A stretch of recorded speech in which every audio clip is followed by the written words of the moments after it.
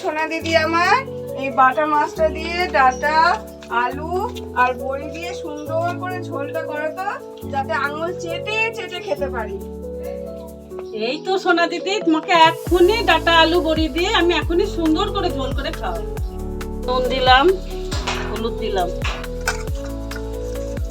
আজকে আমি এমন একটা মাছের ঝোল করে দেখাবো, ডাটা দিয়ে আলু দিয়ে বড়ি দিয়ে সবাই চেটে পুটে খাবে। নতুন নতুন রান্না। মাছগুলোকে এবার ভেজে নিচ্ছি।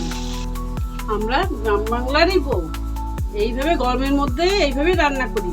এই বড়িগুলো দিয়ে দিলাম। এবার দিচ্ছি 5 ফোড়ন, পেঁয়াজ, লঙ্কা, রসুন সব দিয়ে দিলাম। একটু লাল লাল করে ভেজে নেব। এবার দিয়ে দিচ্ছি সেদ্ধ করে রাখা ডাটা, দিচ্ছি পরিমাণ মতো নুন, দিলাম হলুদ, একসঙ্গে দিয়ে দিচ্ছি সরষে আর জিরে বাটা। দেখুন বন্ধুরা, কালার খানা। খুব হালকা ঝোল রেখেছি। এবার দিয়ে দিলাম মাছ আর বড়ি।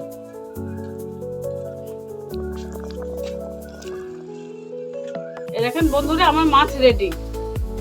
আপনি একবার ট্রাই করুন।